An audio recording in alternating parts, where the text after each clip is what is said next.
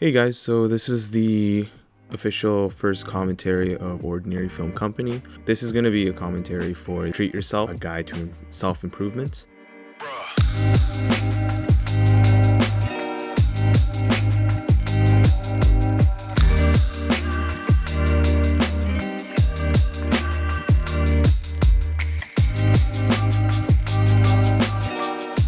We're going to watch the film from beginning to end. Then we'll just go back to it and I'll kind of explain and talk about the process of how we got there, and I guess just the writing process, what I was thinking about. I'll actually pull up the script as well. You guys can see it down below, but I'll just have it on my screen here. Without further ado, let's watch the film. There it goes. Actually, I'm going to turn it down. Life is stressful, but we have a choice on what we stress about. You die every day. Eat some chicken. Try to understand over and over again. May have been the wrong kind.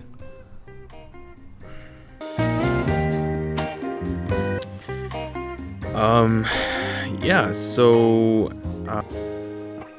okay, so just stop this real quick. So technically, this is the very first film of Ordinary Film Company. Alex and I have been collaborating for a couple years now, and I wrote the script and we just filmed something together where we actually have a finished product. It wasn't intended for any kind of contest or any kind of purpose in mind, but it was just kind of a story I wanted to tell, and yeah, so it turned out very, very well. Of course, this isn't my first viewing. It's just me kind of reviewing everything and kind of just going back and having the opportunity to actually look at it in a very objective way. There are some times, of course, where I was kind of looking at myself, and it wasn't because of me cringing because of the story or just the actual film itself, but it was just me looking at myself and being like, what the heck did I do? And I know that a lot of actors don't watch their own films that they star in. Yeah, so it's kind of hard to direct and act in. So like if you look at it as a director, you kind of just see yourself and you can't really look at it objectively. Yeah, so let's go back. So this is from beginning again, and yeah, we'll go. And also we'll talk about the script a little later after this. Okay.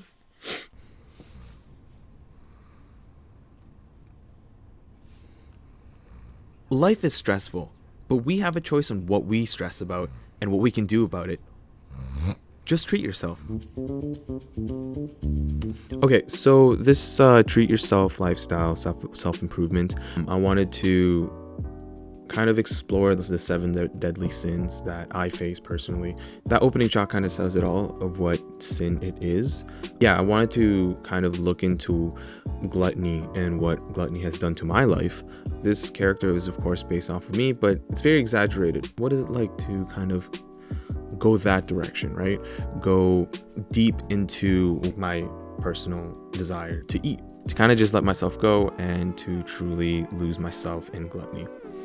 The title itself was actually Self-Improvement 101, Treat Yourself, because again, it delves into the 7 deadly sins. So we would go 101, 102, 103, but we never really established that this is kind of a life lesson sort of, but I still like it. It still kind of fits what it is.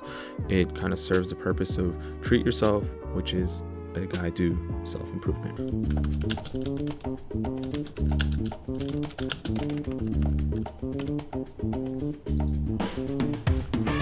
Admire that cheesecake. Watch your favorite movie. Buy that cheesecake. Okay, so there are a few things that we did miss. In this particular film, I wanted it to be short, quick, crisp, and not much in terms of production, in terms of actors and that sort of thing, right? Being an experienced filmmaker, I thought having small close-ups, cutting super fast was the easier film. Turns out that it's not. Setup time takes a lot of time.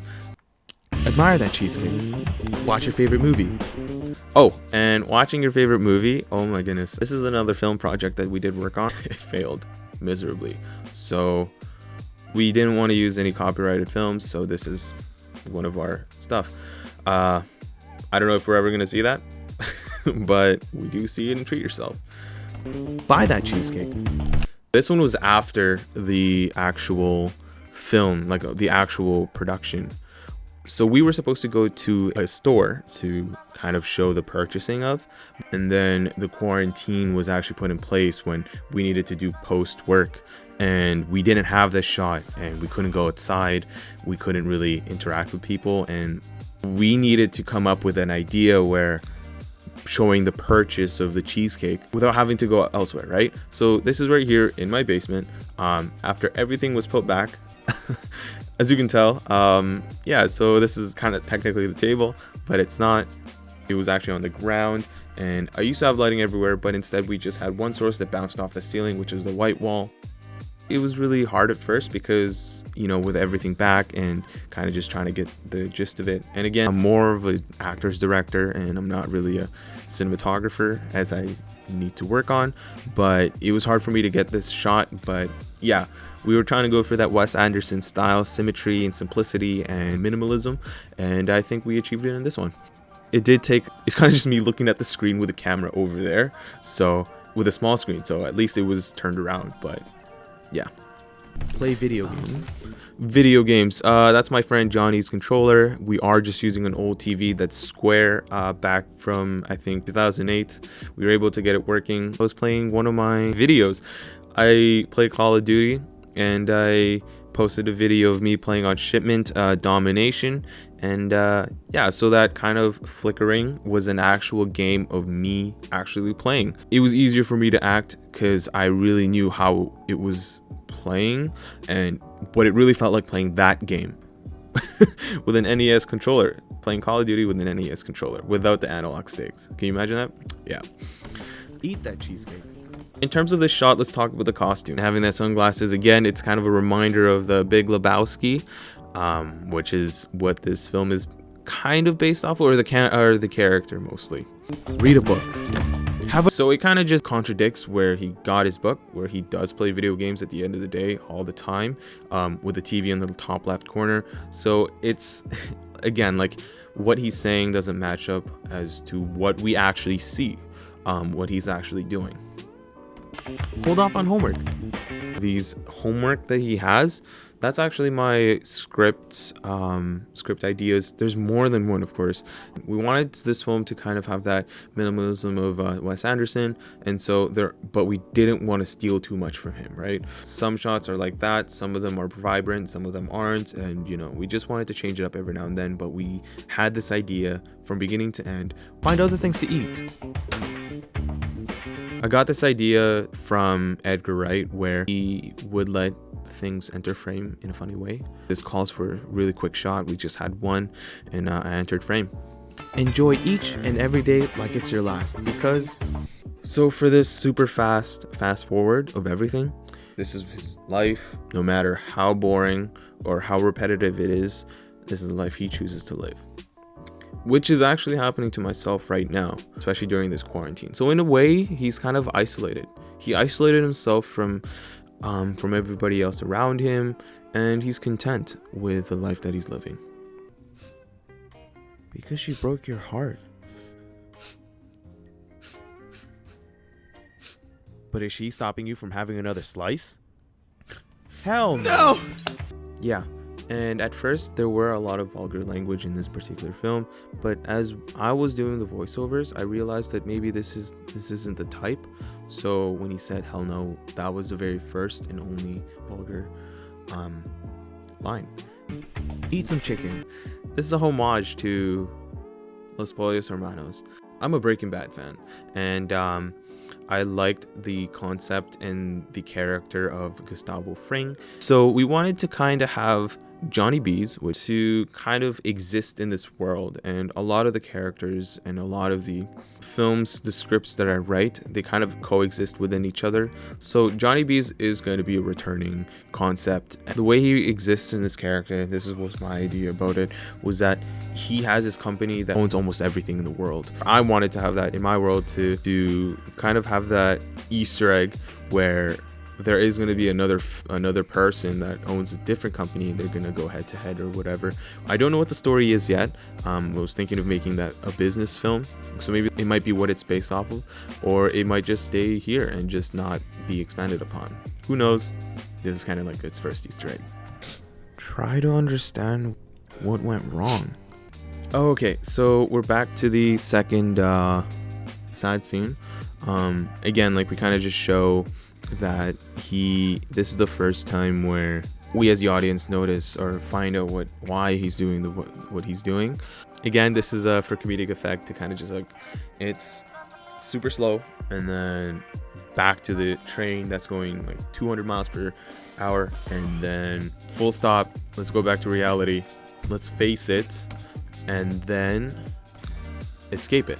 We also get the first music change. In a way, this kind of signifies, for me as the director, how I see it is, the way it shows is like, in this music cue, he's facing reality. With the other music cue, he's still living the fantasy, or the person that he wants to be, but like, you know, he's kind of living that everyday life. Eat some ice cream. We do have the ice cream, which was very Wes Anderson inspired. That was a really hard shot to achieve because it's a bird's eye view, but we don't really have like a crane or anything like that, so we used a tripod. Don't count calories. Oh, this is another. Oh, this is an Easter egg. There is a full behind the scenes video, BTS about it, but this particular shot, again, we wanted to have Wes Anderson, but at the same time we were just laughing because it was, first of all, it shows the calories, and it's really nice to see that, like, it's very bouncy or whatever. But then the second thing that was funny was that the boys were saying that I was the next Tarantino and featuring feet.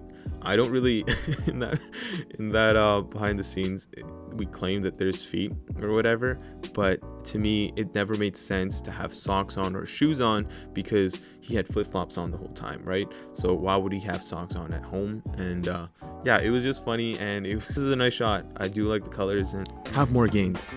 Oh, have more gains. This is the most, as an actor, as a person who hasn't been fit for most of my life, when I gained the weight, I was at a whopping 160 before I actually got prepared for the role. And it took me about 2 months to get up to 195. And but because there was I had a vacation and COVID-19 started, we had to be held back, so we kept pushing. But I kept method acting. I kept preparing for the role, so I gained about another 20 pounds. And when I actually weighed myself on that scale, I was actually 215. We don't really get to see it because it takes a little long, but this is what it's like to be 215 pounds over and over again. Okay, so at first when Alex did this, when he was editing, he didn't dig the whole split screen, and I didn't either. And then I did the voiceover. This kind of fit, and although it's kind of like that early 2000s montage scene, I dug it. Again, the music is back, so he's kind of just starting to realize that he did waste a lot of time. Time flies, and again, when you're self-isolating or isolating yourself from others, you don't really notice the change, but you're changing as a person, right? So this was Joseph's reality check. Okay, so yeah, that's the film. There are some parts where it's just a title card. Like, we wanted this film to end in a bang, and the way Alex did it definitely works out the way I imagined it. This was Treat Yourself. This story is without getting too personal, it's a reflection of myself.